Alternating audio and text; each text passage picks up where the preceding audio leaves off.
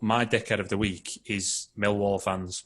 That's my dickhead of the week. Oh, you stole That's mine. a great shout. Great That's what shout. I was going to say. And I'll let you, because you can probably articulate this a lot better than I can, Lee. But as far as I'm concerned, like you're either part of the solution on this, or you're not. Like, and if you're either not racist or you're racist. Like, there's no grey area. There's no BLM are a Marxist organisation, or BLM are this, or BLM are that. Football players are not kneeling because they're Marxists. They're not kneeling because they're part of a political movement. They're kneeling because their friends and their family and their teammates and people they know, and people they don't know, people that they've heard stories about, aren't being treated fairly. They're not getting the same treatment as, well, the five of us are. And fucking thousands and millions of other white people who don't have to deal with racism every day. And you get fucking people booing in the stands when players are taking a knee because they're trying to support racial equality, like equality across all colours, all creeds, all... It even goes into like genders and stuff. They've got the rainbow campaign going on this week, haven't they? It transcends so many different sort of topics of discussion that are more than ever now in focus, and you're trying to like clutch onto straws of, the this and that, and I don't agree with the defunding of police and this, that, and no, you're racist. You're racist. Mm-hmm. That is it. If you are booing, if you do not support players taking a knee, you are racist. That's as far as it goes for me. Yeah. I need to stop talking about it. I could go on a rant about it for a long, long time. I was disgusted. I was absolutely disgusted with that. I was in the car and I was listening to it on the radio, and I couldn't believe it. I actually couldn't believe it. You took a lot of the words out of my mouth. I was going to nominate the Millwall fans as well because, one thing a lot of people have said is when they found out it was Millwall that had done it, nobody seemed surprised. Millwall themselves as a club weren't surprised because they even put out a statement the night before the game saying that they will continue to do this kneeling at the start of the football match. And they kind of also second-guessed what the racists were going to eventually use as their defence for doing this, for booing, because they put out in their statement before the game saying that this is for racial equality. This kneeling is in support of racial equality, not necessarily a BLM movement that is apparently Marxist and are calling for the defunding of police and all this. So for all of those people to then come out after the game and say, we're booing because we don't want to see it in our game. We pay to go and watch football. No.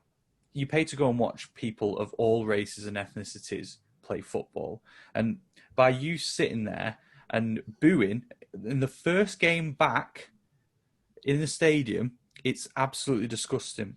And I think it was, correct me if I'm wrong, but I think it was Andy Cole. Any game, doesn't matter if it's any game. Any game. I think it was Andy Cole that was in the commentary on TalkSport with, or he might have been listening to it played back where Adrian Durham was in the commentary. And you could hear the pain in his voice. And imagine how that must feel for any black people, young, old footballers that are on the pitch at that time, to take a knee in support of racial equality and equality across all spectrums, to then hear your own fans booing you for doing so. Imagine how that must feel. And you could hear the hurt in Andy Cole's voice when he was talking about it and how upset it made him. And I can't ever imagine how that feels. And neither can any of those people who decided that it was the right thing to do and boo that gesture. Now, there are a lot of things that annoy me about this. One of them is people that come out and say things like, it's virtue signaling. It's not virtue signaling. It's using a platform to bring attention to a wide-scale problem in the world. Then there's the whataboutism. So I was having an argument on Twitter last night, as I always do, with some idiot who was basically saying, well, Christians are murdered all over the world, but nobody's kneeling for them. Or that there's genocide going on in Myanmar and no one's kneeling for them. I'm like, okay, so what? And I put it to him and said, so what you're essentially saying is it's okay to boo the players taking a knee for racial equality because they're not spending 50 minutes, an hour at the start of a game, kneeling, parading for every injustice that's going on in the world. So because they're not identifying every single injustice in the world, they deserve to be booed for that. Is that what you're saying? Lo and behold, he didn't reply in the end. Yeah, And that's exactly it. They look for these things that try and excuse their actions when in reality, let's just call a spade a spade. You're a racist. If you don't agree with what's going on, and if you try and cover up the idea that, oh, we don't like the BLM movement. We never booed the kick it out campaigns and stuff. No, because there's no physical gesture within the match. So I bet if they would kneeled for the kick it out campaign in the past, you probably would have booed that. So I just think I can't actually believe that this kind of thing is still happening in modern day. And the problem is, because it gets shrouded with these excuses, it adds legitimacy to it for those people to continue doing it. And now, when challenged, they'll just say, well, they're a political organisation. I don't want to see politics in football. Yeah, why do you wear poppies then in the football ground? Is that not the same thing? So yeah, I'm sick of it, and I can't believe, and I feel so sorry for the people that it affects most. I don't care that they take a knee at the start of every game because I'm not a racist and it doesn't affect me directly.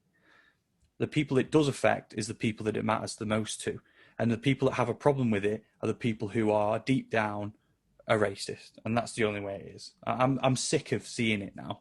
I just can't stand it. It means nothing to the people it doesn't affect, but it means everything to the people it does affect. So, yeah, that's me.